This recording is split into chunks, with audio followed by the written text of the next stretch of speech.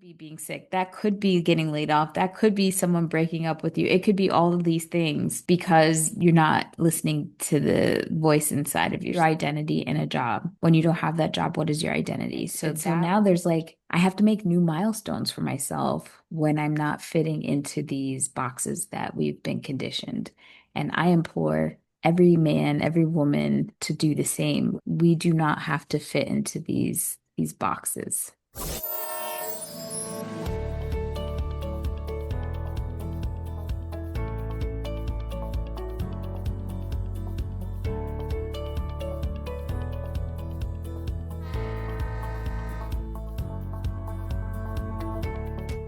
Hello and welcome to another episode on the Healing Train podcast with Rania. And today I have a special guest, Danielle Clarke. Danielle, welcome to the show. Thank you for having me.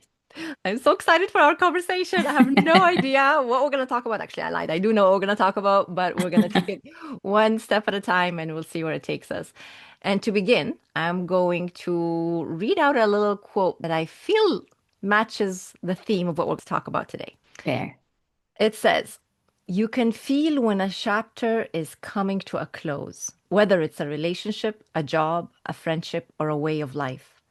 There's a different feeling that emerges, a withdrawing within, a feeling you've seen this before, but it's different this time. You don't have the hope you once did that things would change. You don't have the energy to invest in trying to change them. There are moments of sadness and grief. Those give way to acceptance, which is what will be necessary to be able to read the final page, turn it, and move on. That's by Joe Oh, Zantamata. Interesting, isn't it? that's wonderful. And you know, it's so funny, Jackie and my co-host on my podcast, we got a wonderful gift of these everyday millennial oracle cards, which I was like, oh, okay, but they're so cute. And we picked one for the podcast for Jackie's year and for my year. Yeah. And mine said, nothing lasts forever. So I just feel like your quote perfectly put all that together.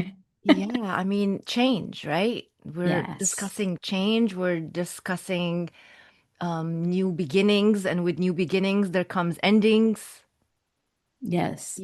and that leads me right to where we're going to be discussing what happens when the path that you believed was your future suddenly disappears. And you're forced to discover a completely different version of yourself.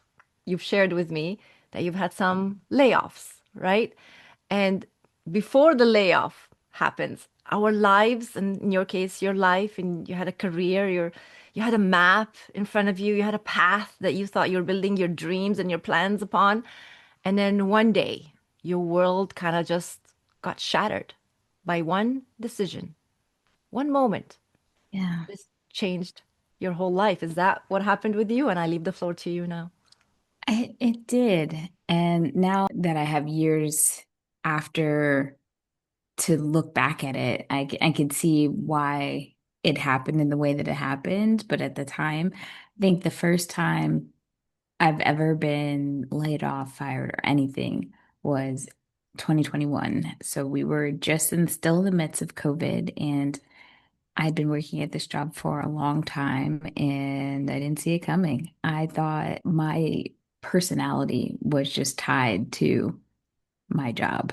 I didn't realize how intertwined it became till I no longer had the job. At first, it's like you go through all the stages of grief, right? I mean, I had to talk about it in therapy just to unravel. I felt like I was unraveling from everything. I felt betrayed. I felt like I did everything right, and it was like a punishment. That's how I was viewing it. So it was really, really difficult to just kind of go through the emotions of it. It wasn't just a job, it was people that worked on my team. It took a while. I had to have some distance about it before it clicked that I am not my job. This is a means to an end. I can enjoy it, but I think what it has taught me is I stopped dreaming. Now, would you say that that's a common behavior that we all do? when we are laying out a path. For example, like let's take it back a few steps. It starts from you're in high school, okay, and you're towards the last year, and you have all these opportunities to go to college, university, or maybe just go through trade or whatever choices you have, right? Right. And then you put in your applications, and all of your dreams are in those applications, and you're waiting for a response. And the moment you get it, you're like, oh my God, I got accepted. And you feel like, you had the privilege. And then from there, you go through school. And after that, you're like, okay, I'm looking for this job. Doesn't it seem that we've been conditioned to look at life and plan our life from a very young age based on all those milestones that we're supposed to hit and a direction that we're supposed to go? And there's no room for us to figure out who we want. And this is where our identity becomes trapped into what we do. And that's why the result of you having a blow out of nowhere, something that's outside of your control, happened, and it hit your identity and it hit you hard. So I'm wondering if this is something that we all, as people, need to pay attention to and maybe teach the newer generation not to get so attached to the path and the dream and the identity of whatever it is. I'm just putting it out there. What do you think? No, I 100% agree. I do think, especially in America, we're conditioned to work. There is no real work-life balance. I think after 2020, that shifted a lot of people's mentality that once they were home and they were with their families and they were realizing either that there was a lot of things that they need to fix or, oh, this feels better. I have more time with my family. To think that we spend 90% of our time on this planet for this journey at a job is quite insane when you think about it. And in America, we're about to be 250 years old. We're a baby in comparison to all the other countries out there. Like China's been around thousands of years. Countries in Africa have been here thousands of years.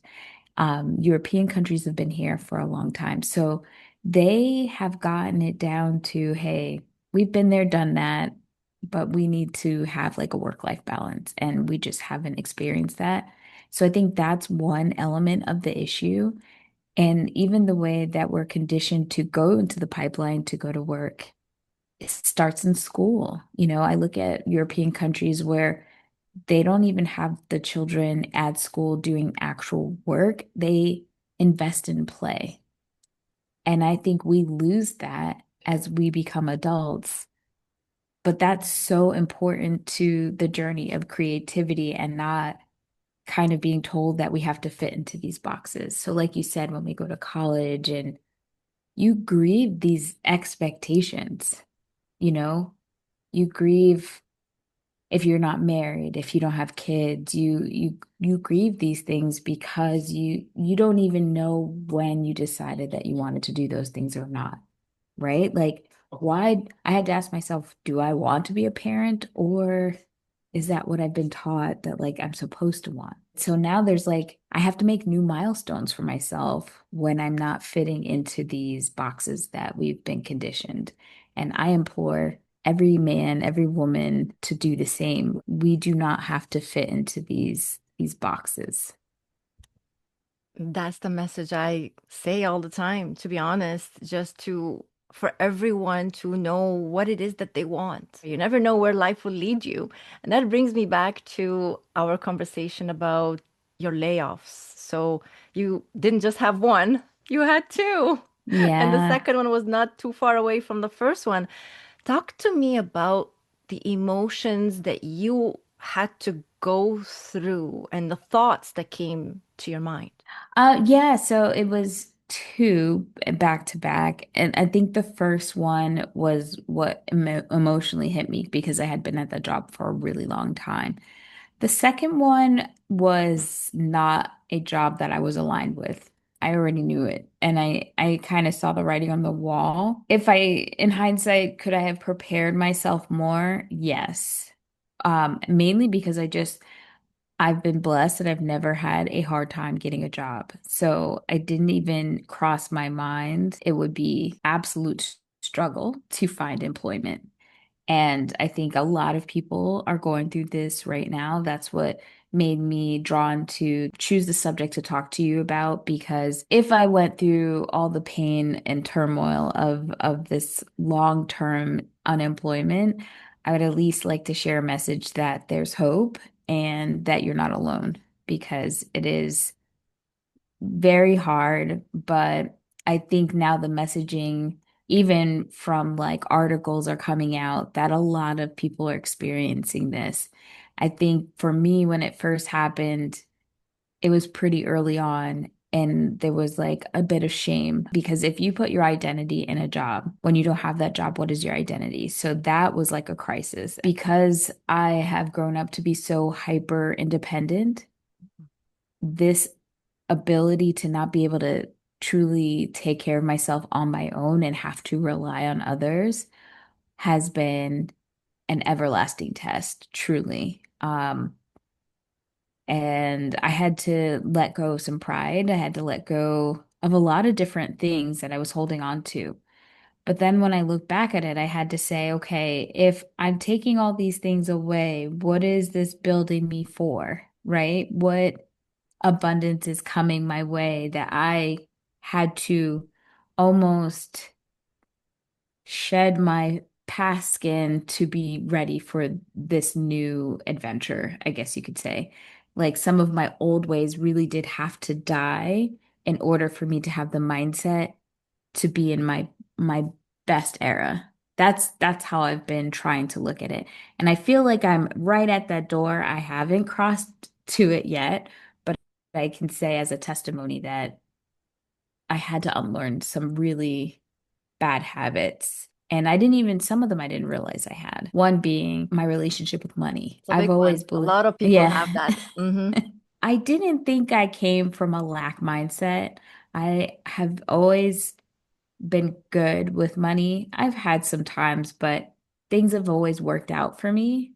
So when it wasn't working out for me in the way that I thought, and so then I started to have thoughts that I had a poor relationship with money all of a sudden, or like I was being cursed or something. And someone said something so profound to me, which was, you don't have a bad relationship with money.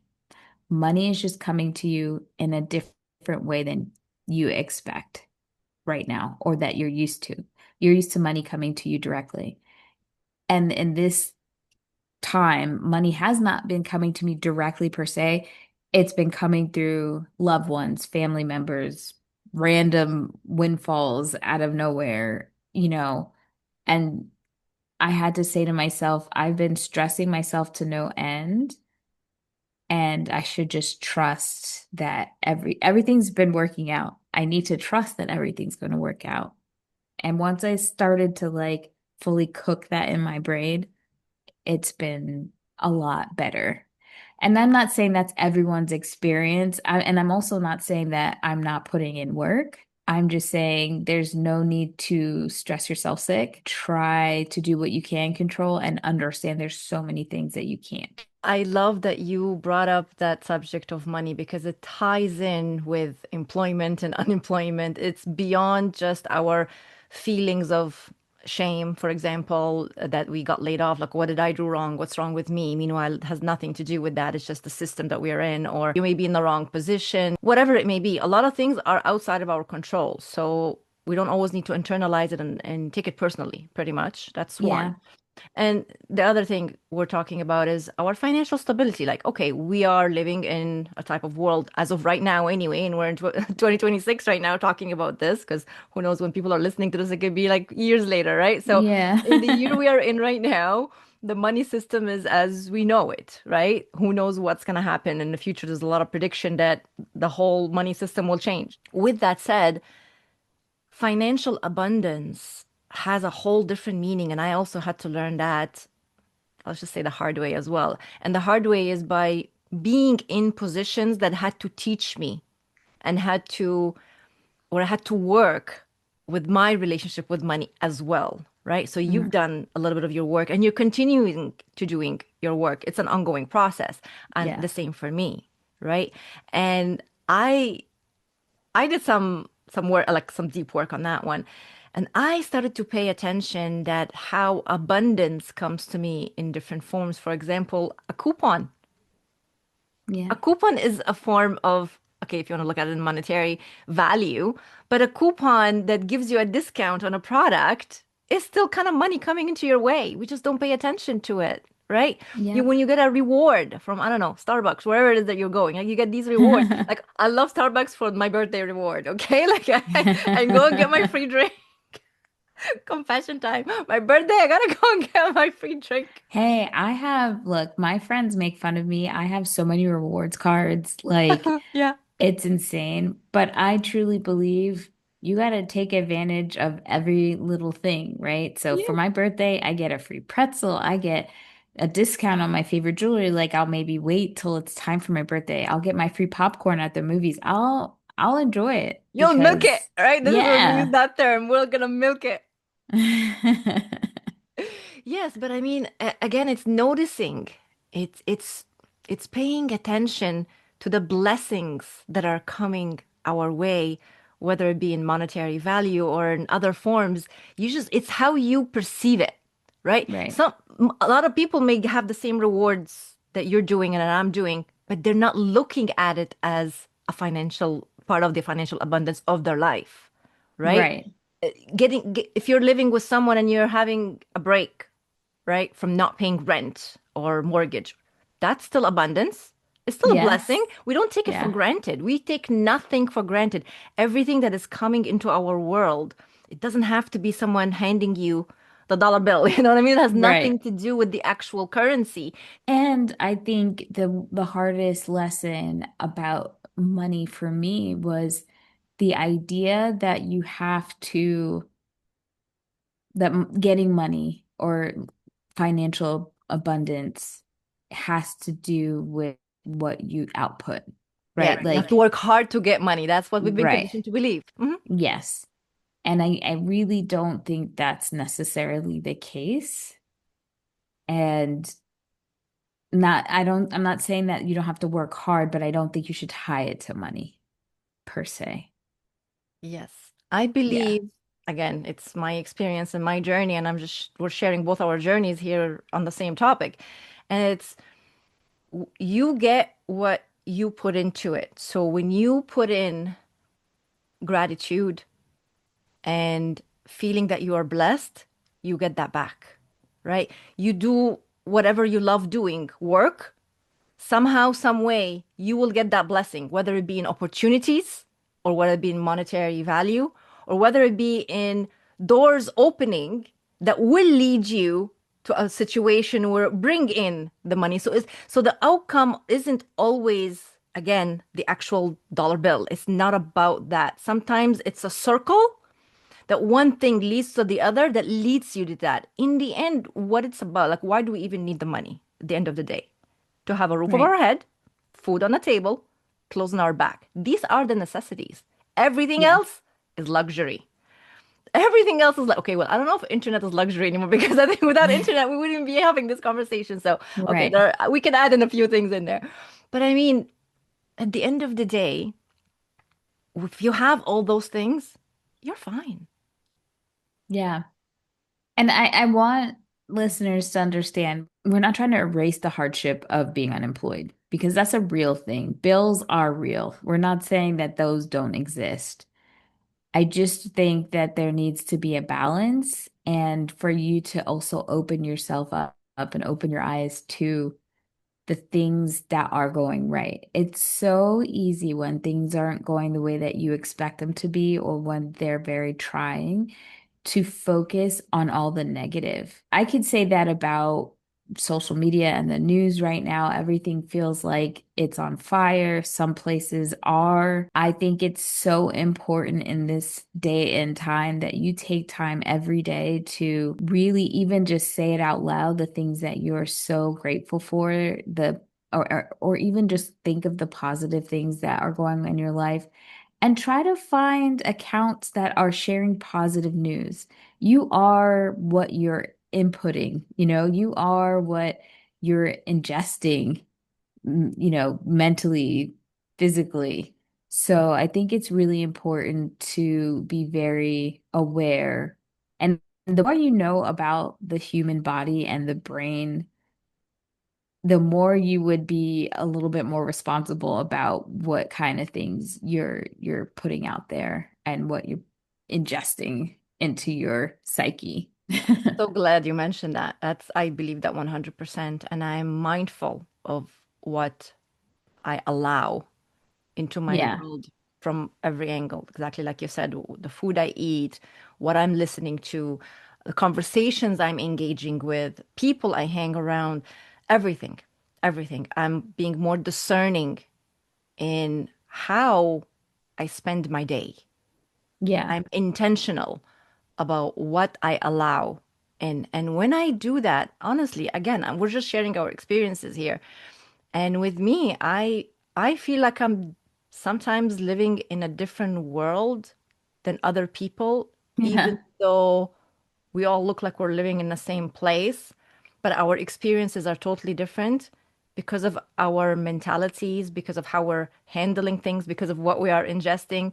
So, how it's affecting my nervous system is different than how it's affecting someone else's nervous system. And then it's affecting their thought process, and then it's affecting their emotions, and then they could be living in more fear, and I could be like chill and relax, and people are looking at me like, what, like, how come you're not stressed? I'm like, why should I? And Yeah. that's not because I don't care about what's happening, not at all. I have a lot of people that I'm concerned about in that part of the world that I want Right. them to be safe, and I do check on them. But what will me sitting here worry and stressing and following the news and all of that will do for me, right? 100%. And I think we all have to ask ourselves this question: who benefits from your system being deregulated? Who benefits from fear? Because we as people are so much more easily controlled when fear is our default. When you flip that operating system to being a little bit more into joy, being more in tune with gratitude, you'll find that once the fear mongering happens, you can actually look at it and see it for what it is without being caught up in it. And I'm not saying that we don't get afraid every now and again, but it's something about finding a way to continue to ground yourself that helps with not letting every little thing in, Yes, truly. totally, totally. I'm very glad that it somehow, some way it came up in the conversation. It wasn't really intended to, but I'm glad that we are talking about it. But I do want to go back to blessings in some way where personally I'll share my views. I feel that sometimes when you're being pushed out of certain spaces, Mhm. it is a blessing that we don't see at the time, but Yeah, realize it later because of the path we end up being on is not something that we would have done or gone there had we yeah, not had that incident of being pushed out. So I guess I want to tie it back to you being pushed out of corporate world not once, twice, right? And that led you on a path later on of healing, of course, and figuring out who am I and what I'm doing and why do I want these things? You allowed yourself to question. Had you yeah, not been pushed out, would you have questioned? Maybe you would have at some point. Maybe it yeah, expedited it. Maybe you wouldn't have, and you would have been in the comfort zone of, okay, got the job, everything's going well. And maybe you wouldn't have thought beyond that or who Danielle is. What yeah. what is sitting inside Danielle that she wants to let out to the world? Hence, you have your podcast now, and hence you and I are having this conversation. It's just look at the full circle.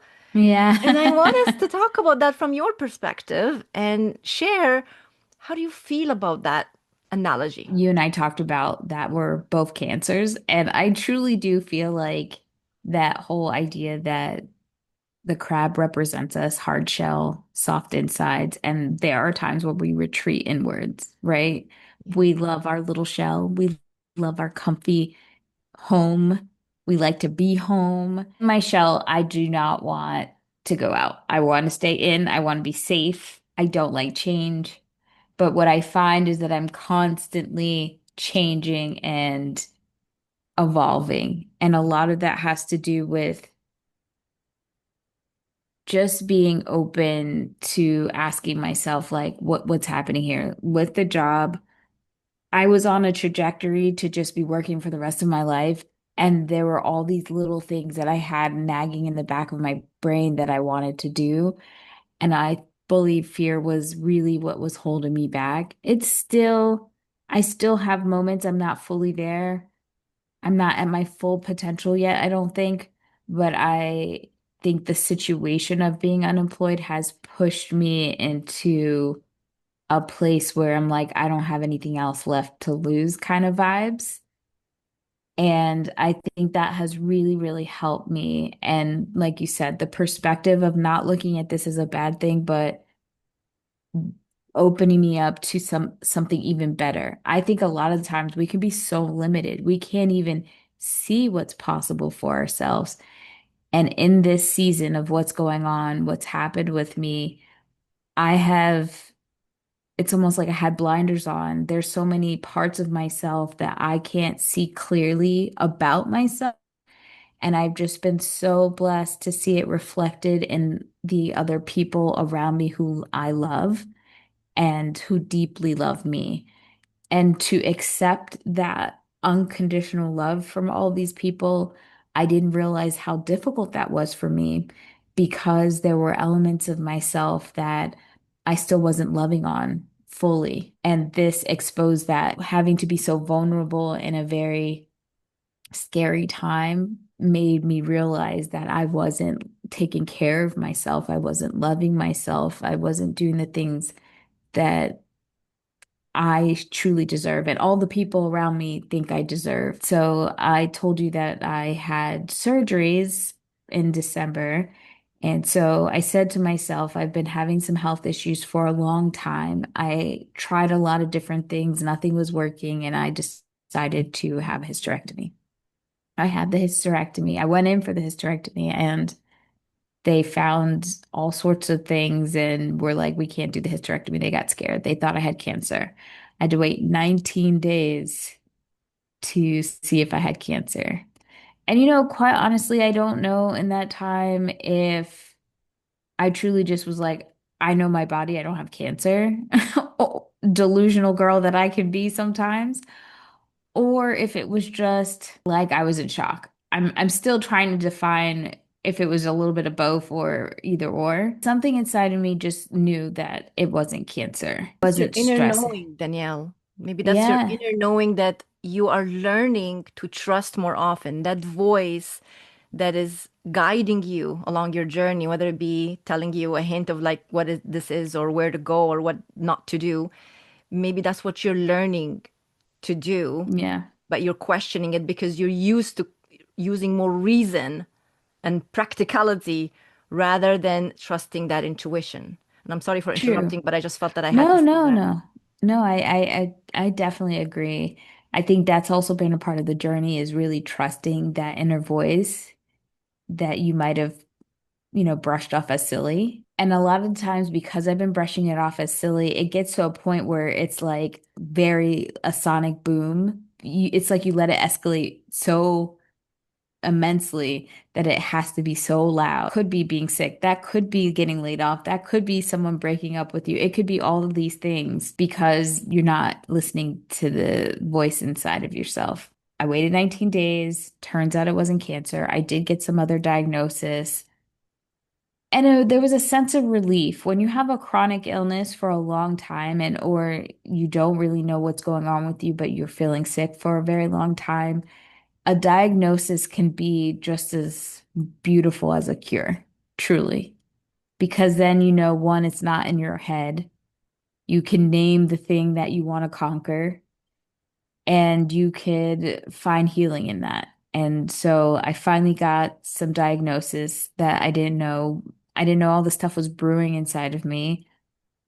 And it also, not just for myself, but all of my friends and family who have been watching me on this journey, it kind of named something for them to be able to be like, oh, damn, she's been really suffering in silence or suffering more than I knew. For my relationship with my mom, that really hit because, she's a nurse and I think she had immense guilt that there was this stuff happening and that, maybe she could have taken it more seriously or pushed a little bit harder. Um, I don't take that on. That's her own journey to deal with. I just know that I'm not trying to put any of that guilt or have any anger towards her in any way. It is what it is, and now we have something to deal with, and that also means I've had to change my relationship with food and me like moving my body more. Now that I had the second surgery and we're moving into a new era, it has been a lot of change all at once. It's been a lot. I'm not going to say it's been an easy journey. It's made me more grateful for the good things that I have. I still have a roof over my head. I have a legion of people who very much love me. I have creative outlets. That's one thing I can say. If you are unemployed, this is the time to get creative. This is the time to make the, little club that you wanted to make or knit, whatever it is. This is the time to do it. So, yeah. Wow. Wow. That I'm sure hits home for many who are going to come across this episode at some point, no matter when they do, because it seems to be the theme that we are more and more paying attention to now. There's more awareness, right? There's more understanding that the things that happen in our lives usually in some form are directing us, are there to help us, are there to guide us. We're not being punished, although a lot of people Right. would look at it at times like, why is this happening to me? And that's the question that most people ask is that why is this happening Yeah. to me and why me? Right? But they're actually asking the wrong question, right? If they were to switch that and say, what is this trying to teach me? Yes. What is this challenge trying to direct me to? What is it that I need to look within, perhaps to heal, right? Yeah. What do I need to investigate? Where am I being led to? You see, these are more positive questions, self reflection to do rather than be in victim mode. So if you're out there saying, why is this happening to me? I'm sorry that I'm putting that in your face. You're being in victim mode. Yeah. Sorry, but not sorry. You're being in victim mode. Get out Uh, of victim mode. I will say, give yourself space.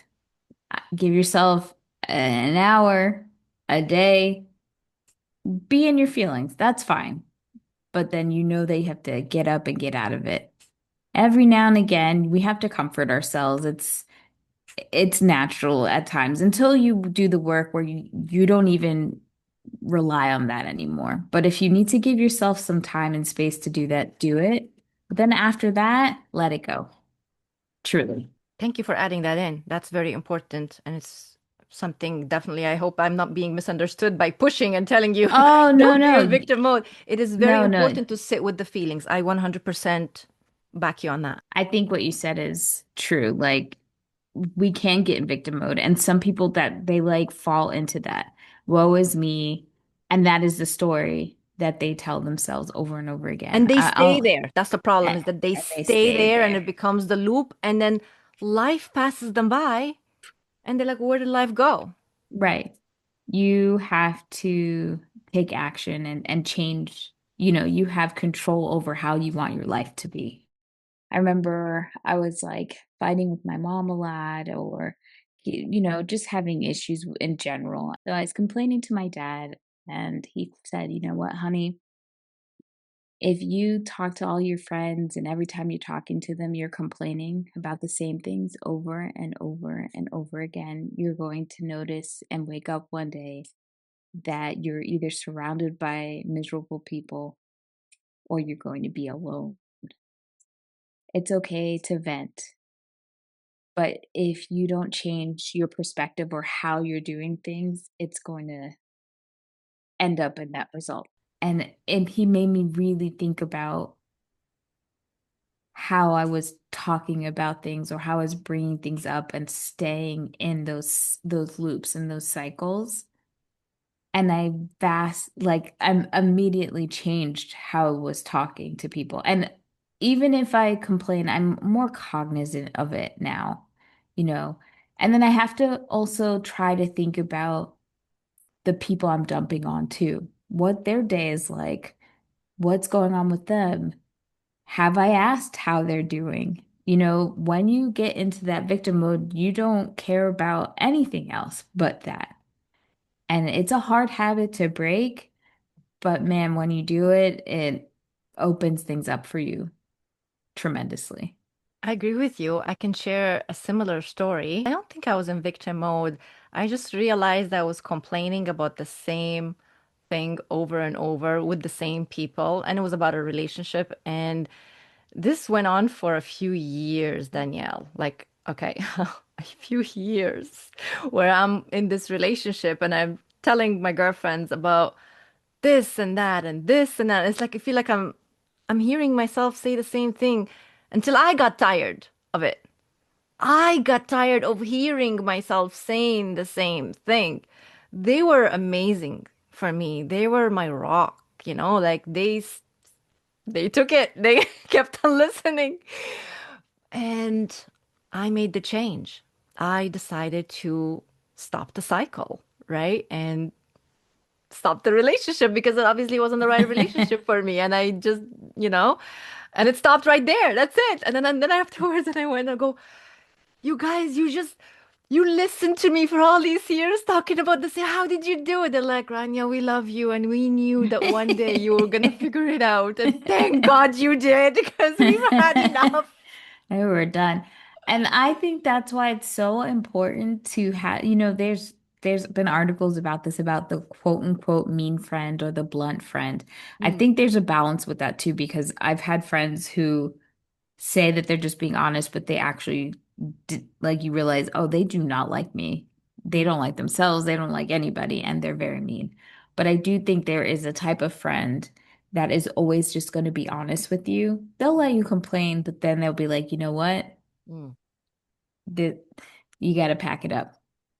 And I just want everyone to challenge themselves, one, to recognize the difference of those type of friends, but two, to lean in when it might hurt your feelings. It will hurt your feelings, but to take a moment and to really think about the intentions of that person. When people truly love you and they tell you a truth that hurts, you have to always know that it's coming from a place, if it's coming from a place of love, you really can't be mad about it. And you have to take a second to kind of decipher, okay, why is this bringing up feelings of pain? And what do I need to really change my behavior? Because this person will always talk to me in love, not in competition, not in jealousy.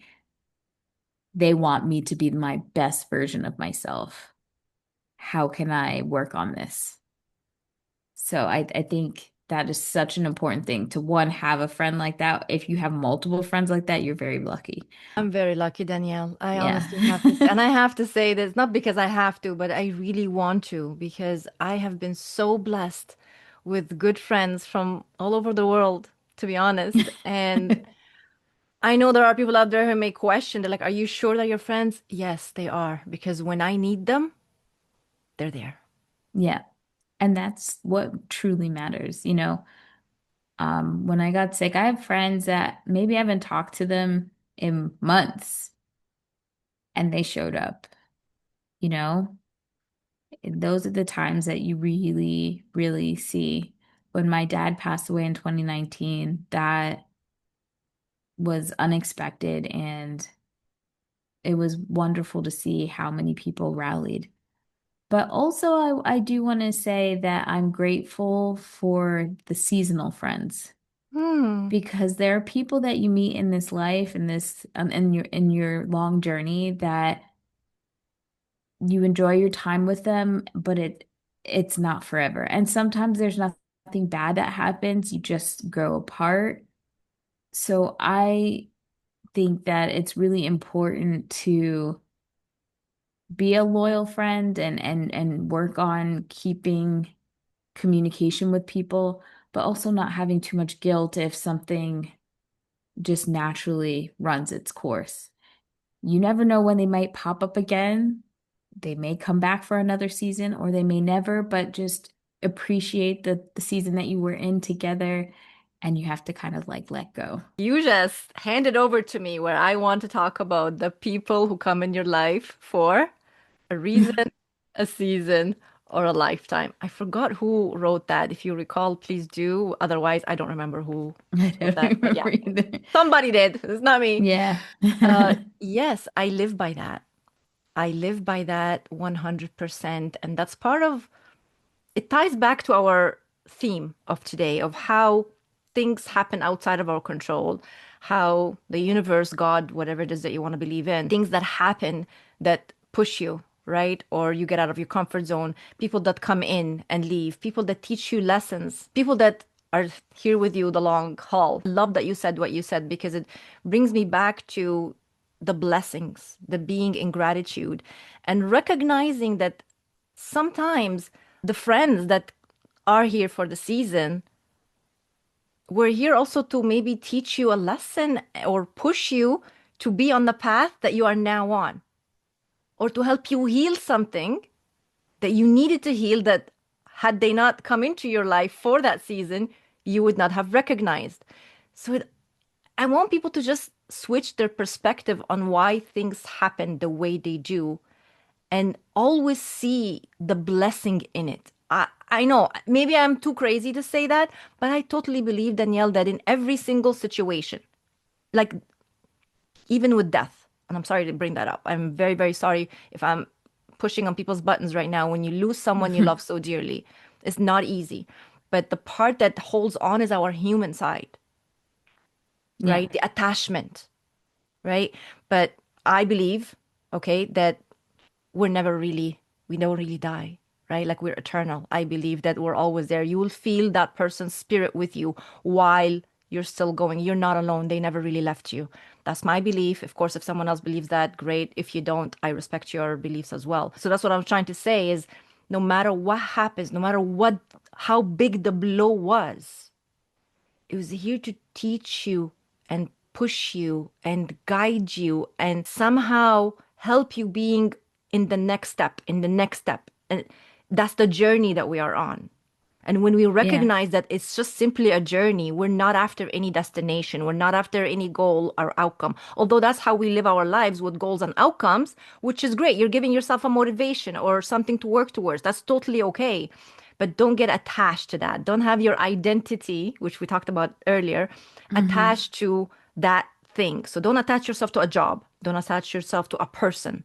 Don't attach yourself to a material thing because it all comes and it goes. They're all tools in your Yeah. journey. I'm glad that you actually brought up, death because when I was thinking about the grieving process, I think so many of us don't think about jobs, friends as opportunities of grieving and endings. I've changed my perspective a lot on death. I think before my dad died, I've had other family members pass away and it hurt, but it also felt like as time went by, like I felt better. But I don't think we talk enough about the grieving process of how it just, especially with a parent, it doesn't go away per se.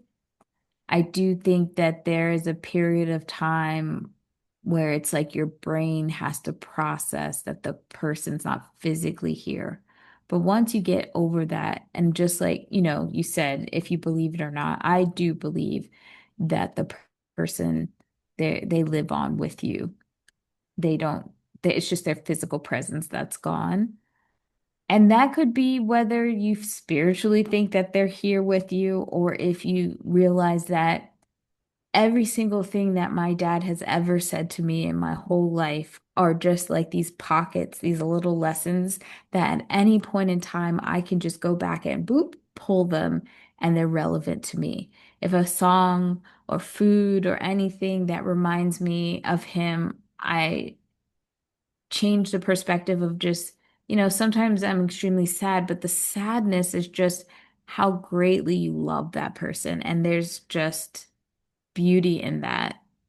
That's why when someone passes away, it's really about the people who are left behind versus the people who left. Um, because there's just such immense love still left that you have for them that's overflowing. So I definitely feel like you could feel those feelings not just for people, but different experiences. We get caught up in how sad we are that was over instead of basking in the joy that we got to experience it in the first place, and that they're building blocks to something, an experience or situation that could be even more joyful than we had originally thought was possible. But we could block ourselves from that if we're just stuck in this time that passed. I say this a lot to my mom. She loves reminiscing, reminiscing, reminiscing. And I said, don't be careful about reminiscing so much that you're not living in the present. It is Mm-hmm. really, really difficult for us to be present because either we're stuck in the past or we're thinking about the future. And then you miss all these things in between and you realize later that, damn, everything happened so fast. Whether it's you take a walk or you sing in the shower, you talk to yourself in the shower, whatever it is, try as much as possible to really do something every day to be in the present. I love that. I love that. And while you're speaking, I just recalled a short memory that I lived, I want to say last year, it's possibly a year ago.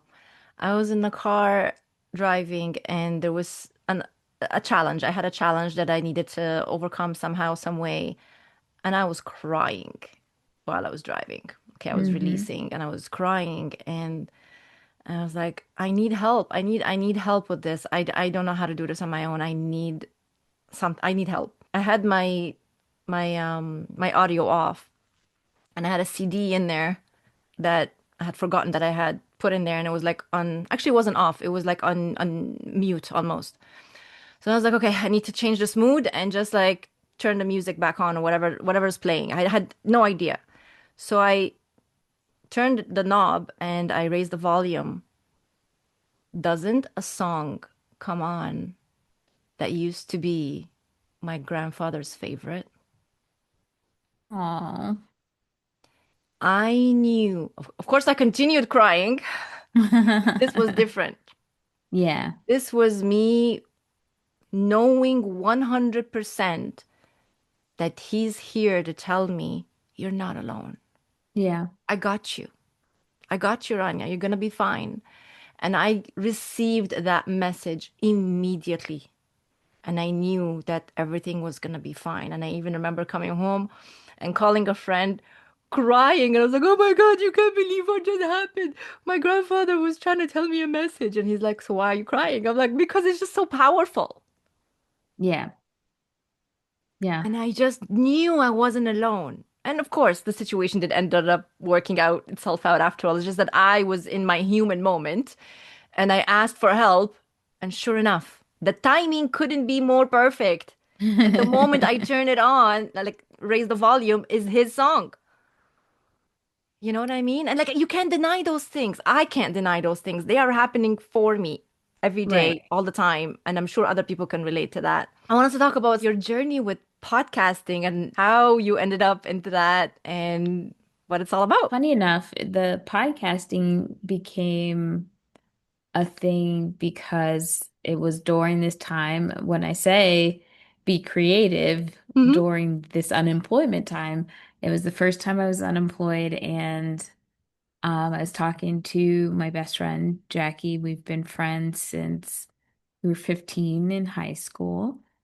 and she was on a road trip with her husband, and we were just everybody was starting podcasts because of COVID. So we were talking about what we would do if we started a podcast. And we used to work at Blockbuster. So then we were like, oh, well, we can make it about movies. And at first we were talking about like just teen movies. And it just became this progression naturally on the phone. And then we came back together and we came up with a name, No More Late Fees, which was perfect for a blockbuster themed podcast. And honestly, I didn't take it too seriously at first because, a lot of things don't make it out of the group chat, but Mm. to see how dedicated we both became about the podcast, it was really, really fun. And it was fun because I think we learned so much about each other and the journey, even though we've been friends for 20 plus years,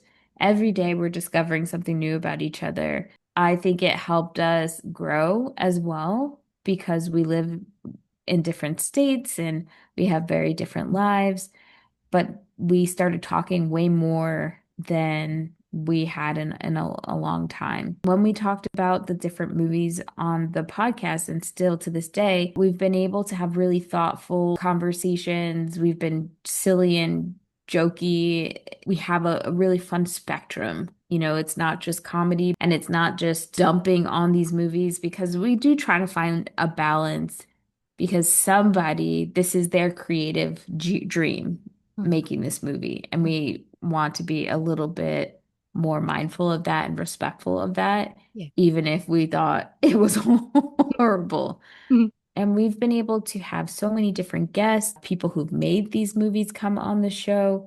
It is beyond anything. It's like it was like a dream that we had for a podcast, but we didn't know that's what we wanted. We've always loved movies, and it just naturally progressed to something almost as if we've been dreaming it in our hearts forever and didn't realize it. Mhm. And the fact that we have stayed committed, we're about to turn six. It'll be our sixth year, our sixth season coming up in a few days. It's been an amazing journey. I feel immensely blessed about the podcast, especially that is something I could build with another woman who happens to be my childhood friend. It's wonderful. That just proves what I said at the beginning, that you had to get pushed out of something in order to be directed on a different path. And here you are. You're now doing something that had you not get laid off, probably you wouldn't be doing it. Right. Yeah. I highly doubt the conversation would have even come to fruition. And also, it was perfect because in that time I had so much time to build things, build a lot of the foundations. And Jackie was able to jump in and do like so much of the things that I don't do well with. She does a Mm. really great job. I remember the conversation of like, oh, we should hire an editor. And she was like, oh, I can do it. Because she actually went to film school. So it's like something I totally forgot about. And I was like, oh, okay. And then I was like, I don't know if we should what episode we should do. And she was like, oh, well, Empire Records. She just knew it so like Yeah. strongly. And I was like, okay. And I remember a friend was telling us that this episode needs like a lot of cleaning up or whatever. And then I went back to Jackie and she was like, it's fine. And I was like, okay. And we put it out there because I was definitely in the mindset of it has to be perfect. Yeah. And Jackie was really helpful in pushing into the action aspect of it. Like, no, we're gonna put it out. It's fine. And then she allowed me to be very creative with the visuals and the social and stuff like that. She was like, you got it. And it just worked so well. We come together on the things we need to come together on, and then we can separate and do other things so that we can get stuff done. And from the beginning, we really vowed to have open communication about how we were feeling about everything and the commitment we were going to put into this. As you know, most podcasts don't make it past the first season. For us to get to a milestone of 6 seasons, we do episodes all year round. That in itself has been an amazing effort on both ends. Totally. I mean, not only that you were led to this path, but you also were matched with someone who would contribute to this path and the success of this path.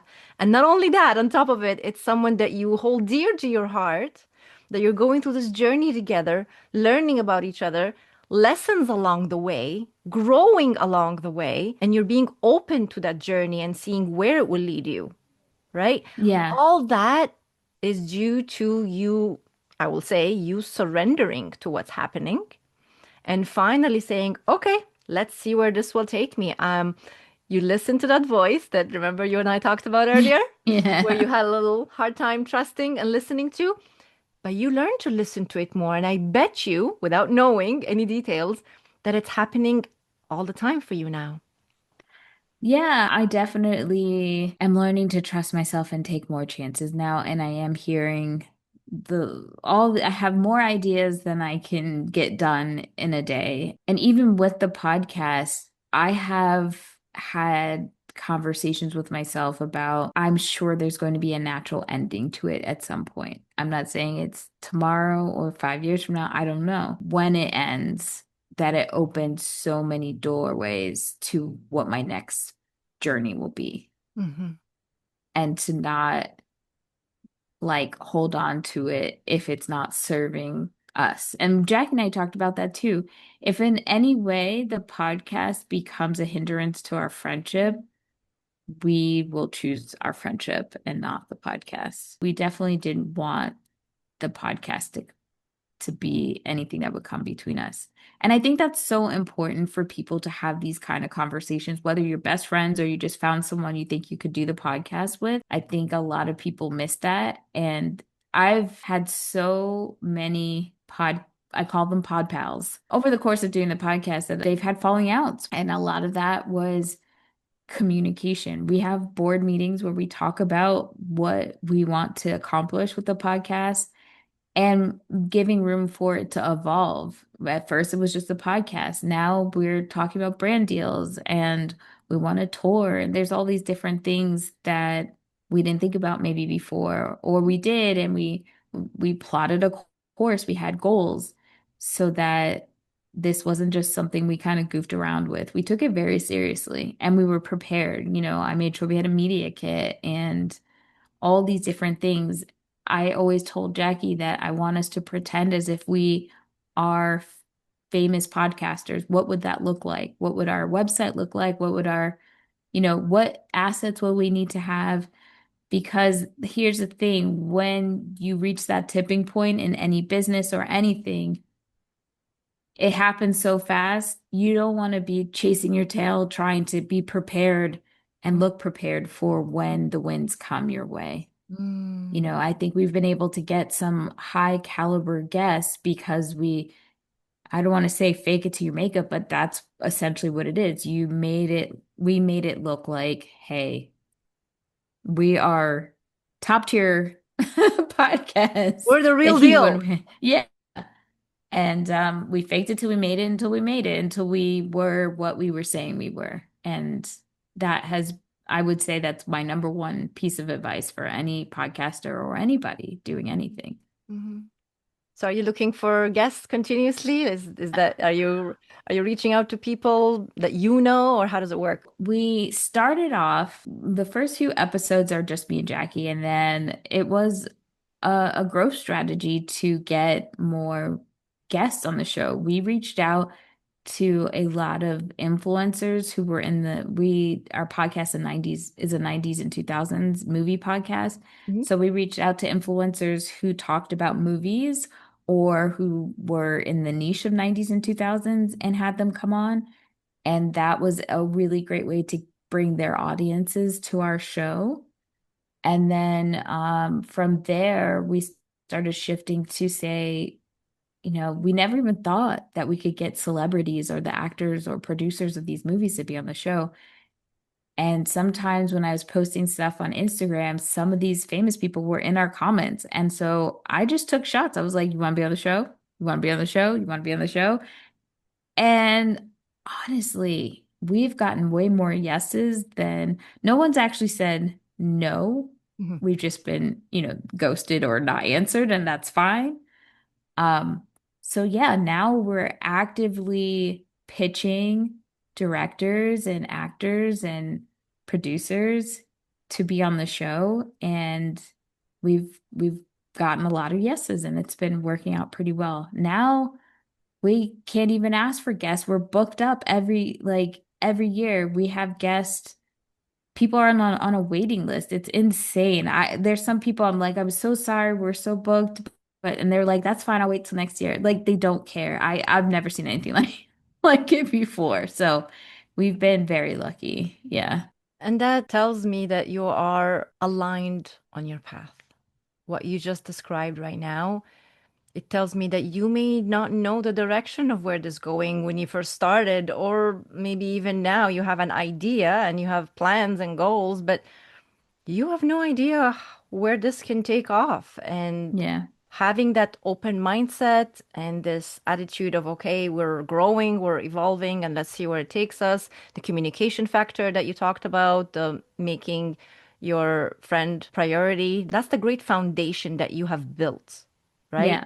I think you're doing all the right steps without even knowing that you were I doing all the know. right stuff. You're just doing it. I think that's also if I was going to give another a recommendation for a podcaster is don't ever get to a solid place. Podcasting world is constantly evolving and growing and you need to grow with it. With If it. you get stuck, you're going to be left behind. So it's really important that you're subscribing to newsletters and your YouTube channels, whatever you need to like keep updated what's happening. So I'm so lucky that I have had really amazing friends that I can bitch and moan and complain and be excited. Like the people you want to tell the news to first Mm. that support us in this process. I have my mother and my grandmother, obviously, but my friend Shayla, who I call like my life partner because she's become beyond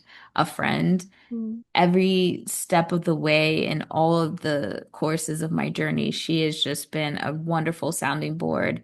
My friend Andrew, if I say I want to do anything, he's like, let's do it. Whatever it is, he'll help me figure out how to get from point A from to point B. Mhm. Just pure belief in that I can accomplish anything and having that cheerleading squad is wonderful. I know Jackie has that in her group.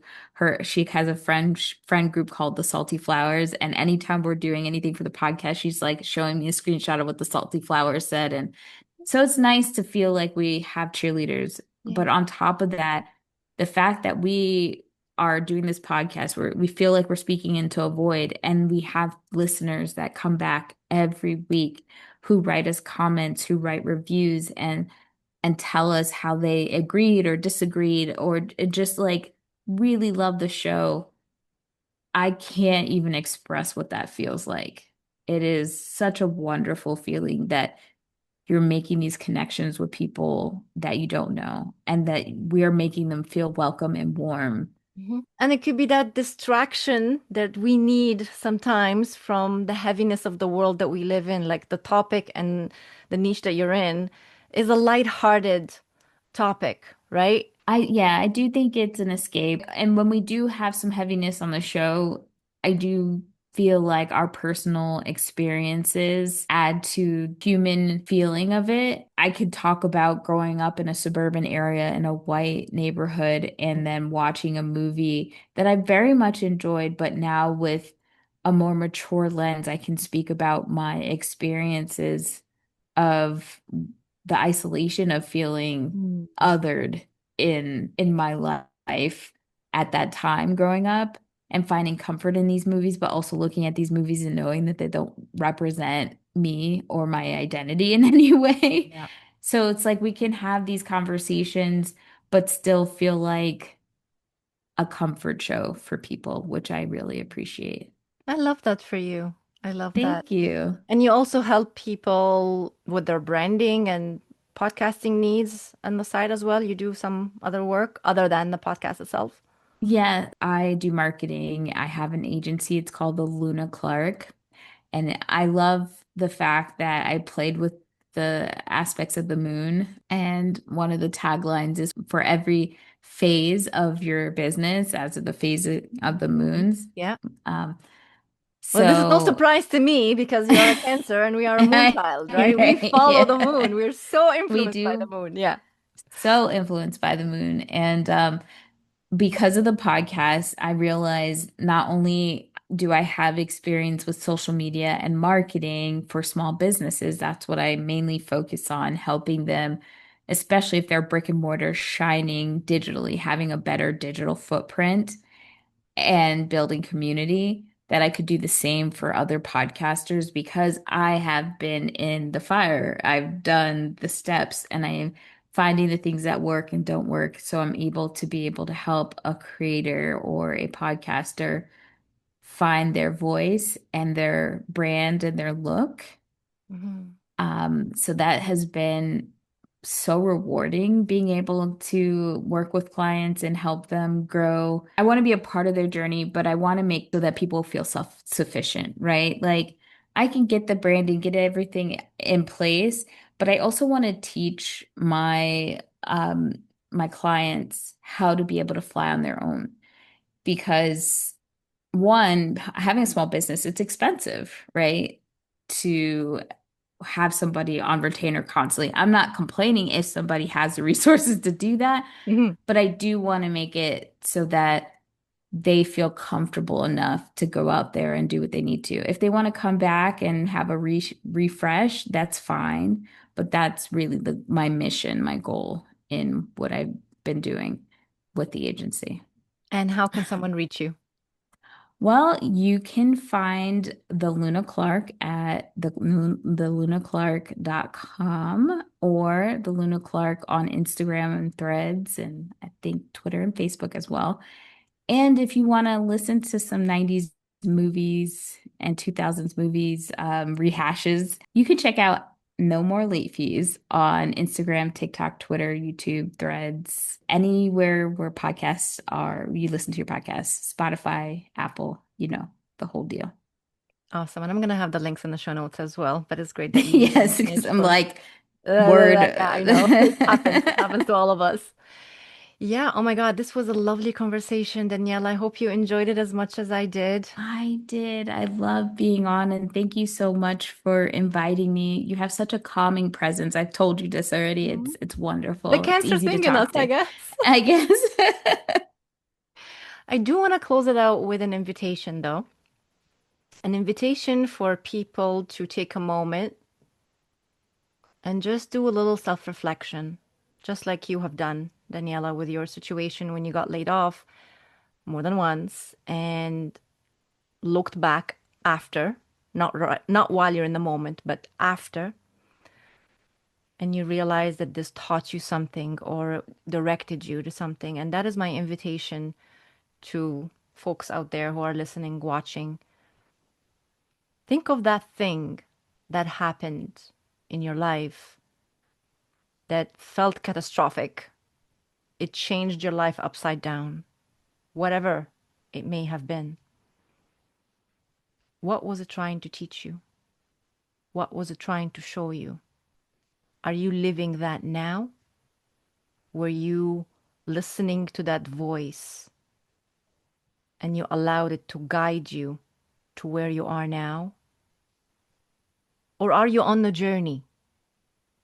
Maybe you're feeling a bit confused about what's happening. Where do you go? What do you do? How do you make sense of it? Maybe stop thinking, stop analyzing, and just sit with the feelings, like Danielle very beautifully encouraged us to do in more than one occasion throughout our conversation today. To feel your feelings, but don't get stuck there, right? And give yourself the opportunity to listen to that voice, that intuition that's guiding you, that has some answers, maybe not all the answers, but maybe the stepping stone, just the first step. Or maybe just to feel that I'm okay. Everything is going to be okay. Everything is okay. Don't get attached too much to the past. Don't dream too much for the future. Live in that present moment. That present moment is all you have. And that's where you feel everything there is to feel. And if you allow yourself to feel gratitude for what you do have right now, you will be surprised of how much more blessings will show up in your life simply because you took that moment. One moment you got laid off. And it takes one moment to know who you are and why you're here and possibly where you're headed. It's always in that one moment. And I think I will leave it right there. Yes, perfect.